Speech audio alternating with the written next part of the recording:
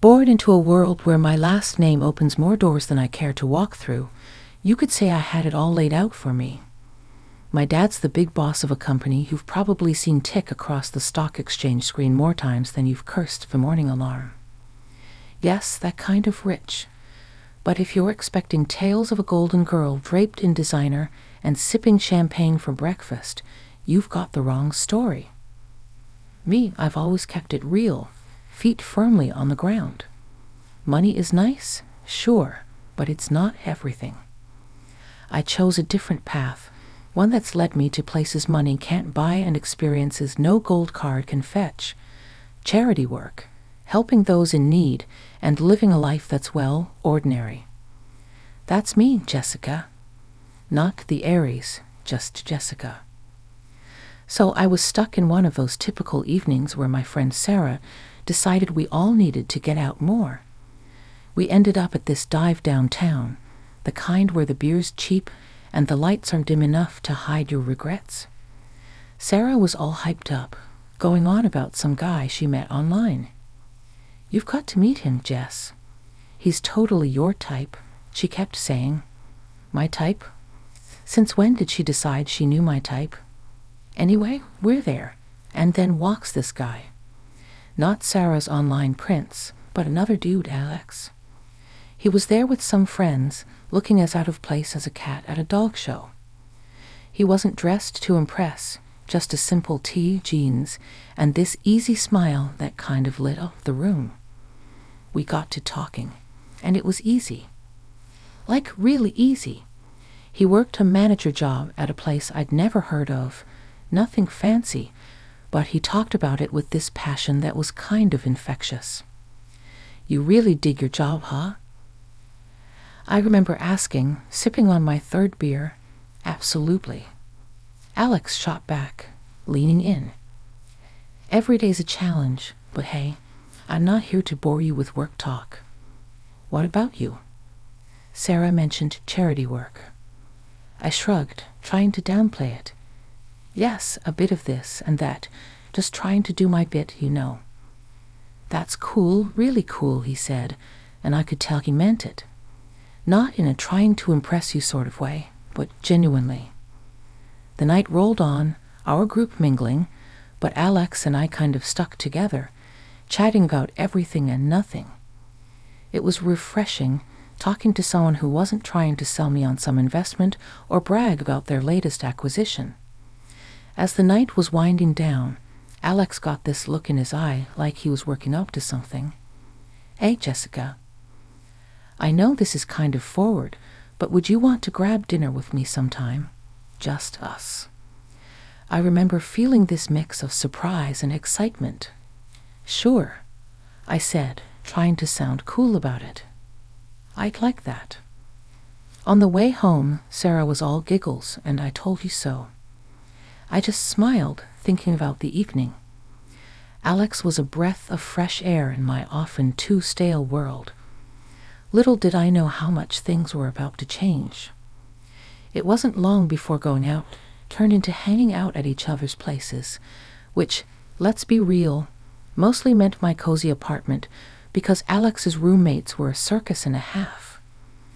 One evening, sprawled on the couch after devouring what might be the world's most average takeout pizza, Alex turned to me, his eyes serious but his tone light. "Jessica, how do you feel about making this a more permanent arrangement?" he asked, crumbs still clinging to the corner of his mouth. I raised an eyebrow. "You proposing we split a Netflix account or something?" "More along the lines of a lease," he chuckled, brushing off the crumbs. "Well, I was thinking more like a life together, but hey, we can start with Netflix. The simplicity of it, the straightforwardness, no grand gestures or dramatic backdrops, just us in our element. It felt right, Alex. If you're asking what I think you're asking, yes, 1,000 times yes." And just like that, with the aroma of cheap pizza as our witness, we decided to tie the knot. It was swift, sure, but when you know, you know. Telling our families was the next hurdle. My folks? Well, they've always been about the as long as you're happy mantra, but this was putting it to the test. Dad, with his business empire, and Mom, the socialite, they had visions of me settling down with someone more in our circle. I broke the news over dinner, the fancy kind where you were not sure which fork to use for the salad. Mom, Dad, I'm getting married to Alex, I said, the words tumbling out in a rush. Dad paused, fork midair. Alex, the manager chap? Well, that's quick. Mom simply smiled, a bit too tightly. Dear, are you sure? This is rather sudden, isn't it? But I was firm. Yes, I'm sure. He's amazing, and we're really happy together. Their skepticism was palpable, but so was their love. Well, if he makes you happy, darling, Mom conceded, and Dad nodded in agreement. Alex's folks were a whole different ball game. We went over to their place, a cozy little house that seemed always to smell like fresh cookies or something equally comforting. Judy and Martin, they were as down-to-earth as they come, and they welcomed me like I'd always been a part of the family. Alex tells us you're setting a date, Martin asked, passing me a plate of those infamous cookies. Yes, we're thinking sooner rather than later. Small ceremony, nothing fancy. I replied, trying to gauge their reaction. Judy beamed. Oh, sweetheart, that's wonderful. We're just thrilled for you both. Their warmth was enveloping, a stark contrast to the cautious optimism of my own parents. It was clear right from the get-go that our worlds were different, but the common ground was the genuine happiness for me and Alex. Pulling out a newspaper from my bag, I slapped it down on the table with more force than necessary. Thought you might find this interesting, I said, my voice dripping with unrestrained satisfaction. The headline screamed about my dad's company making a monumental comeback, profits soaring higher than ever. Watching their faces drain of color was a sight I'd pay to see again. Judy and Martin's smugness vanished, replaced by shock, then desperation. Alex's arrogance crumbled, leaving him looking like a child who just lost his favorite toy. Judy suddenly switched gears, stepping towards me with arms wide open. Oh, my sweet girl, it's all a big misunderstanding. Let's hug it out. Martin, ever the opportunist, chimed in, let's not rush things. Sit down, have a coffee, and we can talk this through. And Alex, oh Alex, he was the picture of regret. I was wrong, okay. We can fix this. I want to make everything right, please. Their sudden change of heart was almost comical, almost. I couldn't help but laugh, a deep, hearty sound that felt cleansing. You three are something else, you know that. But here's a news flash for you. I'm done. Done with the lies, the manipulation, and the so-called family that only values me for my bank account. I turned to leave, their protests and pleas fading into the background. They called after me, a mix of desperation and disbelief in their voices. But I didn't look back, not this time, after the spectacle at Judy and Martin's house. I was done, not just with them, but with the whole sorry saga that had become my life. I needed a fresh start, a clean slate, so I took some time holed up at my folks' place, getting my head and heart back in the game. One afternoon, a couple of weeks after the divorce was finalized, I was out for coffee with Sarah, my ever-supportive friend who had been there through it all. Girl, you look like a weight's been lifted, she commented, sipping her latte. I laughed, feeling lighter than I had in months. You have no idea? It's like I can finally breathe again. Sarah leaned in, her expression turning serious. So what's next for you, Jess? You've got a clean slate now. I thought about it, stirring my coffee absent-mindedly. I'm not sure, but I'm excited to find out. Maybe I'll travel, pick up some of the charity work I had to put on hold.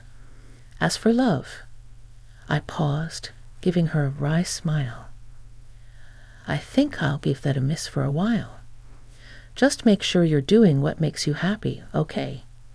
You deserve it after all that drama, she said, reaching over to squeeze my hand. Thanks, Sarah. That's the plan. Not long after that conversation, my phone started buzzing with calls and messages from Alex. He was pleading, saying he'd changed, that we could start over. His parents even got in on the act, sending messages filled with apologies and invitations to talk things over. Sitting in my room, phone in hand, I couldn't help but laugh. The sheer audacity was almost admirable, almost. I typed out a response, one I'd been mulling over for days. Alex, moving on means moving forward, not going back to what broke you.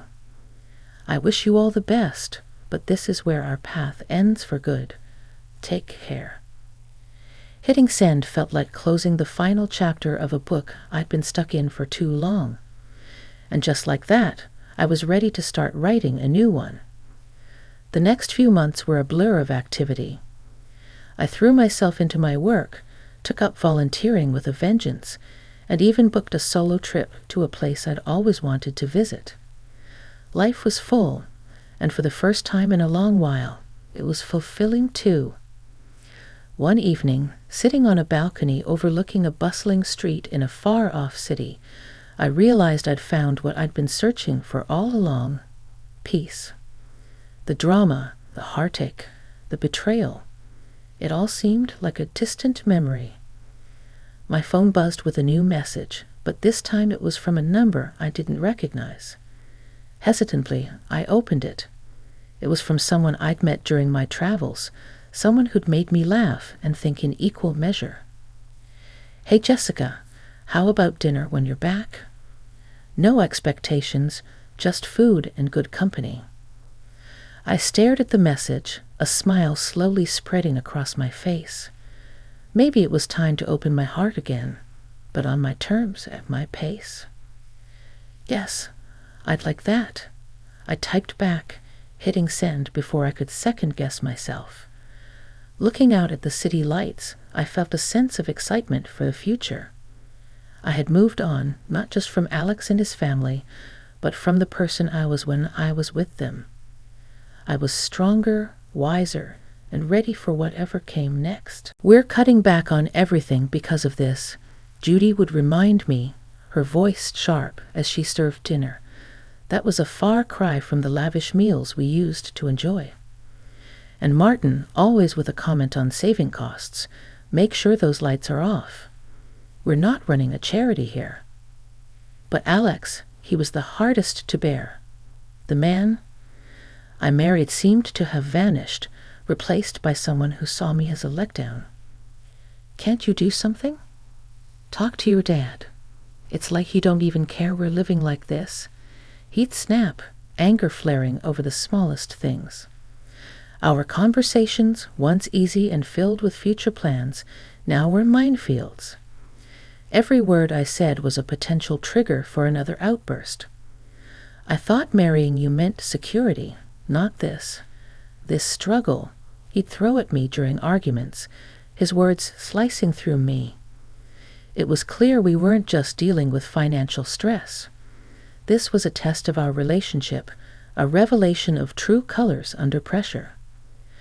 I was stuck in the middle, battling the disillusionment from my husband and his parents, while grappling with my own sense of failure. Judy's birthday dinner was supposed to be this cozy family thing at some upscale restaurant, a break from the constant tension, but it turned into the showdown of a lifetime. I should have seen it coming, the way things had been going at their place. We're all sitting there, menu in hand, and I'm trying to keep the peace, just blend into the background. But that plan got torpedoed the second orders started flying. Alex, with this grin that made my skin crawl, goes, "Let's get the steak and the lobster for us." And he throws a look my way. 1 part smug, 2 parts cruel. Jessica can do with the soup of the day. Got to save where we can, right? They all laugh like it's the best joke they've heard in ages. Judy adds her 2 cents. Absolutely. Can't have Jessica overspending now, can we? I felt this flush of heat, not embarrassment, but pure fury. Really? Soup? What's this? Some kind of sick joke? I snapped back, my voice sharper than I intended. Oh, come on, Jessica. It's just a bit of fun, Alex said, that smirk still plastered on his face. That's when I lost it. Fun? This is your idea of fun? When the chips are down, you just show how petty you really are. I can't believe I fell for your act. You could hear a pin drop. The whole restaurant was watching now, the awkwardness off the charts. I didn't sit back down. Keep your fancy dishes and your pathetic jokes. I'm out, I said, standing up so fast my chair nearly toppled over. The noise echoed, turning more heads our way. Alex reached out, trying to play the peacemaker. Jessica, don't. Let's not make this a scene. A scene? You think I care about making a scene after that stunt? This is about respect, something you clearly have none of. I yanked my arm free and made for the exit. The weight of their stares on my back, stepping out into the night, felt like breaking out of prison. My phone was blowing up, Alex no doubt trying to do damage control. I ignored it, my mind made up. I drove back to their place, a storm of emotions brewing inside. How had things gone so sour? Alex and I were a team, or so I thought. But that dinner, it was a slap in the face, a wake-up call I couldn't ignore. Back at the house, I packed my bags in record time, each folded shirt a reminder of the life I was leaving behind.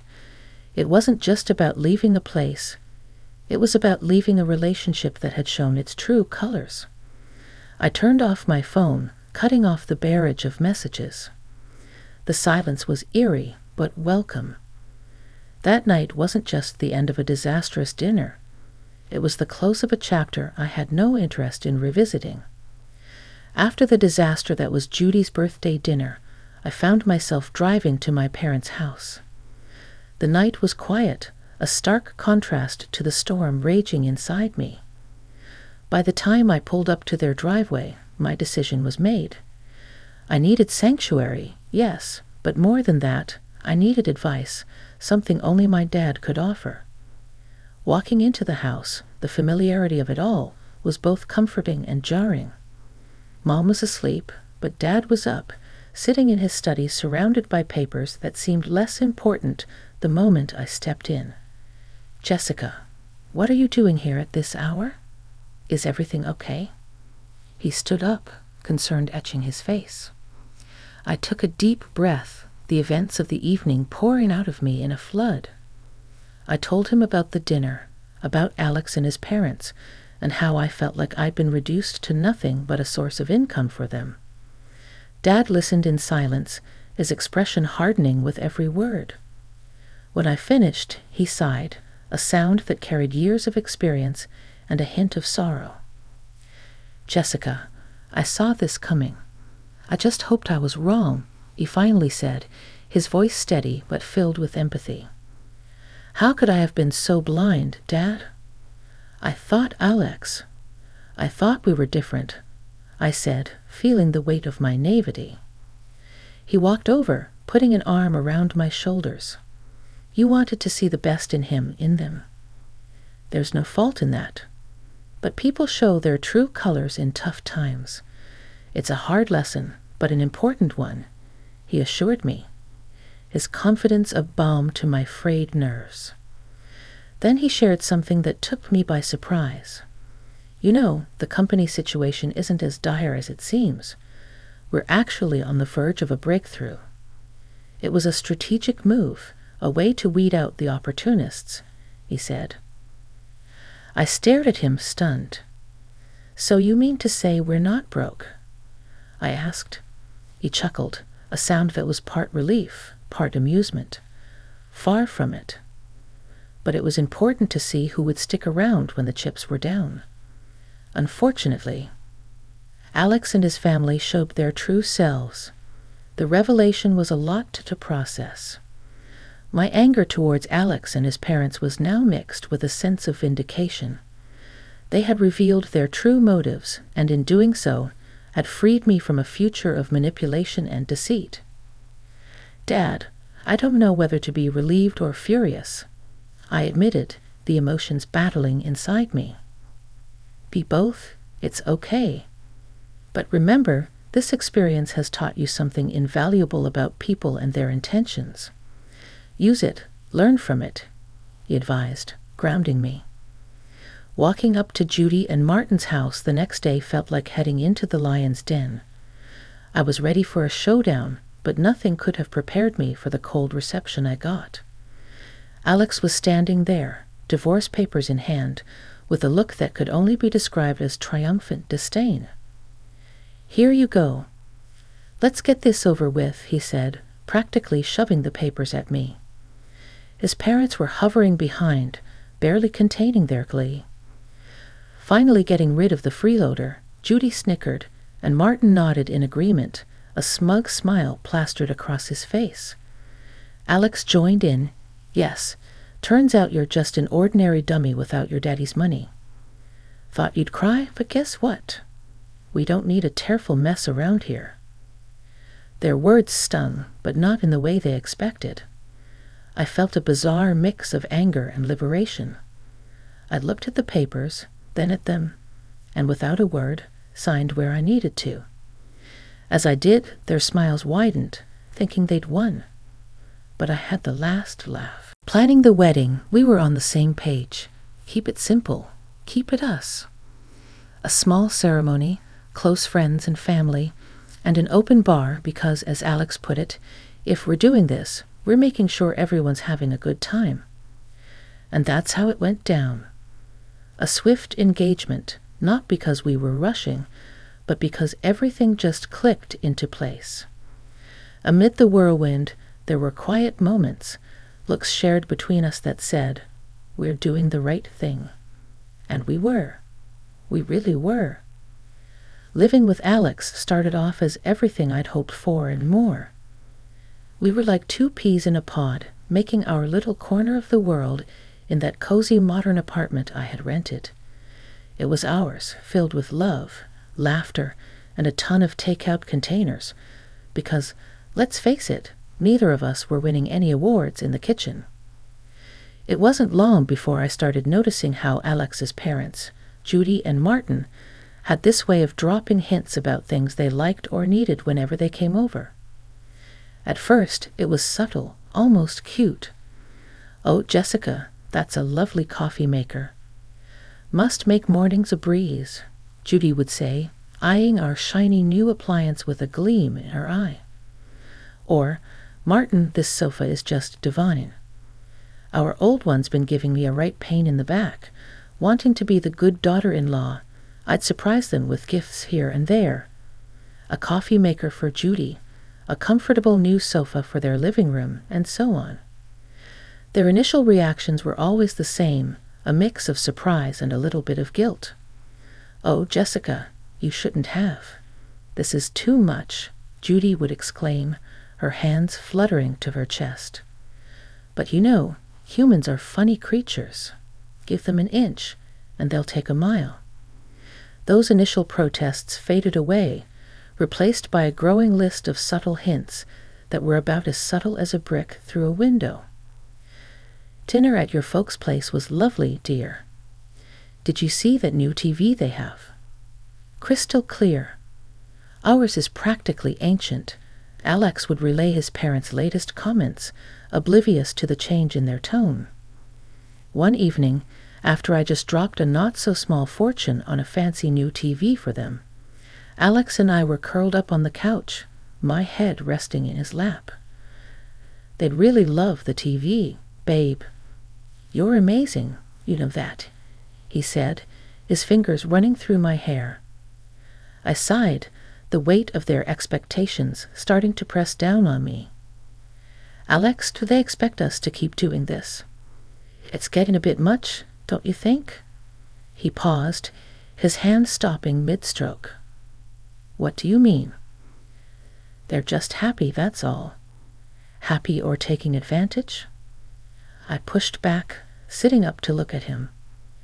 It feels like we're their personal shopping service, I said. Alex was taken aback, his brow furrowing. They're not like that, Jess. They're just not used to nice things, that's all. But where does it end, Alex? It's like they've got a taste for it now, and they're not looking back, I argued, frustration creeping into my voice. The conversation ended with an uneasy truce, but it was clear we were on different pages. Judy and Martin's gratitude had morphed into entitlement, and it was putting a strain on me. I loved Alex, but I wasn't about to become a bottomless ATM for his parents. When my dad's company hit the skids, it felt like the rug was yanked out from under my feet. That cushy life, poof, gone, and with it, the whole dynamic of my relationship took a nosedive. The shift wasn't gradual. It was like flipping a switch from daylight to darkness. I had to break the news to Alex and his folks, and let me tell you, that was a conversation I'd been dreading. Listen up. Things are going to get tight. Dad's company's tanking, and well, we're in for a rough ride, I said, trying to keep my voice steady. But the tremor was there, betraying my nerves. Alex's reaction was a gut punch. You're kidding me, right? What do you mean things are going to get tight? You're telling me we can't live like we used to because of your dad's mess. His words were like ice, and for a second I wished the floor would swallow me whole. Judy and Martin's faces were no better, their disappointment barely masked. This is quite the situation you put us in, Jessica, Martin added, his tone dripping with reproach. And just like that, the warmth and camaraderie we once shared evaporated, replaced by this cold expectation that somehow I was to blame for my family's financial downturn. Moving in with them was held dressed up as a temporary solution. Our once independent life got swapped for a guest room that felt more like a cell in the house of the two people who clearly saw us as a nuisance. The atmosphere was charged with tension, every day a reminder that I'd somehow failed them.